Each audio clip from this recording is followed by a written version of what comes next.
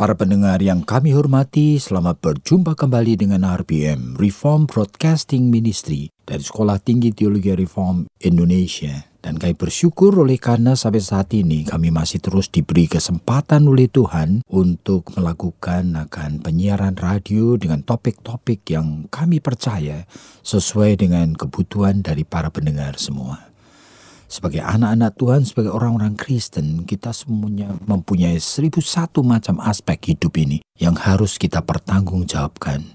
Dan pertanggungjawaban iman itu hanya bisa kita lakukan jikalau kita mempunyai modal, mempunyai bahan, pengertian mengenai aspek-aspek hidup tersebut. Nah, kali ini kita akan secara khusus membicarakan mengenai satu topik, yaitu life in transition, yaitu kehidupan di dalam masa transisi. Maksudnya, sebetulnya hidup ini penuh sekali dengan periode-periode transisi. Pada masa anak lahir, pada masa mulai belajar jalan, pada masa belajar untuk melakukan ini dan itu, berbicara, berkomunikasi, bahkan nanti sekolah dan sebagainya. Hidup itu penuh dengan sebetulnya fase-fase transisi. Dari apa yang sebelumnya tidak ada, sekarang itu harus menghadapi realita di mana hal-hal tertentu harus ada dan harus dihadapinya. Jadi kadang-kadang untuk memasuki suatu fase hidup yang berbeda, orang membutuhkan pengertian dan orang membutuhkan modal untuk memahaminya. Dan kali ini, life in transition, hidup di dalam masa transisi. Kita akan memulai dengan memasuki pernikahan. Dan tentu saja kita tidak akan memulai daripada masa kecil, tapi masa di mana individu sudah dewasa. Dan menurut teori perkembangan, sebetulnya individu pada memasuki masa dewasa sebagai young adult. Itu adalah masa meninggalkan masa remaja, masa pemuda, di mana sudah memiliki seharusnya jati diri, mengenal siapa dirinya. Oleh sebab itu seharusnya dia itu menyadari kenapa dia membutuhkan teman. Sehingga seharusnya kalau yang sehat itu memasuki masa ini memang ada keinginan untuk memiliki teman hidup. Jadi masa untuk membangun intimasi disebutkan. Meskipun banyak orang memasuki masa ini dan kemudian langsung kepada suatu pernikahan, belum tentu masa transisi dari membujang menjadi pernikahan itu merupakan sesuatu yang sudah dipersiapkan dengan baik. Jadi ini merupakan suatu transisi. Makanya membutuhkan sekali penyesuaian diri. Jadi pada masa seorang itu memasuki pernikahan. Nah, sebelumnya tentu saja sudah ada modal biasanya melalui pengalaman berpacaran. Jadi pada masa berpacaran, individu itu mulai belajar untuk mengenal siapa dirinya dan siapa sebetulnya orang yang ia pilih untuk menjadi pacar dan kemudian menjadi calon suami atau istrinya. Dan pada masa itu seharusnya individu berkenalan sungguh-sungguh. Apakah memang saya orangnya yang akan bisa menikah dengan individu tersebut? Dan itu artinya saya mengenal diri saya sendiri. Saya mengenal keunikan diri saya sendiri. Saya juga mengenal akan keunikan daripada pasangan saya. Dan di tengah keunikan tentu saja ada hal-hal yang kita sukai. Tetapi ada juga hal-hal yang kita tidak sukai. Ada hal-hal yang sesuai dengan apa yang kita itu butuhkan. Ada hal-hal yang pada diri pasangan kita tidak suka dan kita tidak butuhkan. Nah, sehingga pada masa pacaran seharusnya masing-masing itu menyesuaikan diri. Berarti hal-hal yang perlu diubah seharusnya diubah dan diperbaiki. Dan hal-hal yang sudah baik seharusnya mulai semakin lama berkembang menjadi kebaikan-kebaikan yang lebih baik lagi. Dan itulah adalah masa di mana perubahan dari pacaran itu menjadi pernikahan.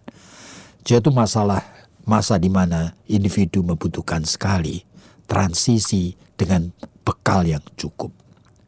Dan sebelum kita lanjutkan, kita akan coba dengar apa yang Ibu Esther mau katakan mengenai masa seperti ini. Ya Pak, sebetulnya kalau kita melihat tadi Bapak mengatakan bahwa masa-masa dewasa muda itu setiap orang sebetulnya memasuki fase ada keinginan untuk menjalin keintiman dengan orang lain. Yang menjadi pertanyaan, apakah kita itu mempunyai modal yang khusus atau setiap orang itu sebetulnya diberikan oleh Tuhan itu kemampuan untuk menjalin keintiman ini, Pak? Atau sebetulnya tergantung dari bagaimana kita dibesarkan. Ada orang itu yang kemudian itu dengan mudah menjalin keintiman itu dengan satu orang, lalu kemudian pindah lagi ke orang yang lain, pindah lagi, berganti-ganti pacar begitu dan tidak bisa menentukan. Nah itu apakah lalu kemudian dia juga kita katakan memang belum siap untuk menikah. Sebaliknya ada orang yang berkenalan dengan satu orang lalu kemudian tidak bisa melepaskan begitu. Jadi mati-matian mau menikah dengan orang ini. Apakah ini juga yang kita sebutkan sebagai kemampuan yang dia miliki atau sebetulnya juga sama-sama sebetulnya mereka itu tidak dewasa? Bagaimana ini Pak? Sebenarnya sulit sekali untuk bisa menilai akan fenomena atau gejala yang kita lihat dari luar. Tetapi kita itu sebetulnya tahu bahwa kalau individu pada masa remaja dan kemudian masuk kepada masa menjadi pemuda, dia tidak memiliki akan jati dirinya, berarti sebetulnya dia tidak mengenal siapa dirinya, kelebihan dan kekurangannya, keunikan daripada dirinya sendiri. Nah, orang yang tidak mempunyai jati diri biasanya mengalami kebingungan peran. Itu yang disebut sebagai role confusion. Dan biasanya oleh karena itu dia hanya digerakkan oleh selera, oleh insting, oleh perasaan. Dan itu ternyata bisa berubah-ubah setiap saat. Hari ini dia merasa senang dengan si A. Setelah bergaul 1 minggu dia bosan. Dia kemudian tidak tahu kenapa alasannya bosan. Kadang-kadang alasan bosannya pun sebetulnya tidak reasonable, tidak beralasan. Hanya dari dirinya ada suatu insting. Bahkan kadang-kadang dalam keadaan kondisi yang sangat baik hubungannya pun orang tersebut karena tidak punya jati dirinya. Dia kemudian di tengah jalan ketemu akan perempuan yang lain lagi, dia tertarik. Dan dengan cepat dia akan melupakan orang yang sebetulnya tidak mempunyai masalah apa-apa dengan dirinya selama dia pacaran. Nah, ini yang namanya role confusion. Jadi kalau kita itu menghadapi akan individu yang memang mengalami role confusion, itu sebenarnya masa transisi dari remaja, dari pemuda sampai kepada jenjang untuk menikah, itu bekalnya itu sangat miskin. Jadi masa transisi penuh dengan resiko. Oleh karena apa? Dia memasuki sesuatu peran baru di dalam lembaga pernikahan sebagai suami atau istri, nantinya sebagai ayah atau ibu, yang ternyata dia sendiri tidak tahu apa yang seharusnya menjadi bekal utama. Meskipun dia barangkali untuk hal-hal tertentu tidak kelihatan, dia masih oke-oke. Ternyata dia tidak konsisten misalnya. Sebagai suami juga di dalam kerja, dia angin-anginan dan dia tidak tekun. Dan dia tidak mempunyai sebetulnya beban dan tanggung jawab. Dan tidak mempunyai komitmen dan tidak mempunyai suatu kemampuan untuk betul-betul memakai akan seluruh dirinya, kemampuannya itu untuk memajukan akan usahanya. Nah, biasanya membuat hidup ini menjadi tidak baik. Oleh karena apa? Ya oleh karena dia mengalami di dalam masa transisi suatu kebingungan role, ketidakjelasan. Tapi sebagai anak-anak Tuhan, sebetulnya yang paling penting itu justru pada masa pacaran untuk mengambil keputusan untuk menikah.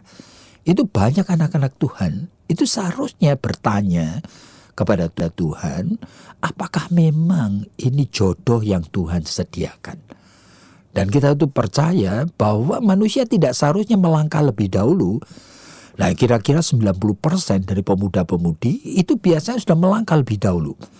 Yaitu sudah menjalin hubungan, sudah mengikatkan emosinya, baru kemudian dia meminta Tuhan memberkati. Oleh karena apa? Dia ingin supaya hubungan ini diteruskan sampai jenjang pernikahan.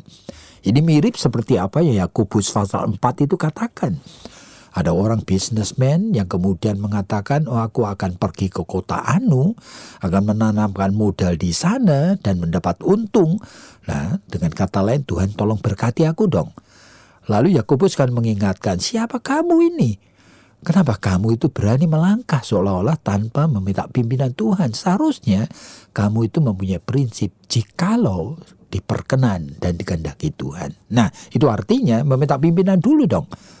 Jadi pada masa individu yang memang mempunyai jati diri itu mulai tertarik dengan orang, nah dia seharusnya mulai minta pimpinan Tuhan.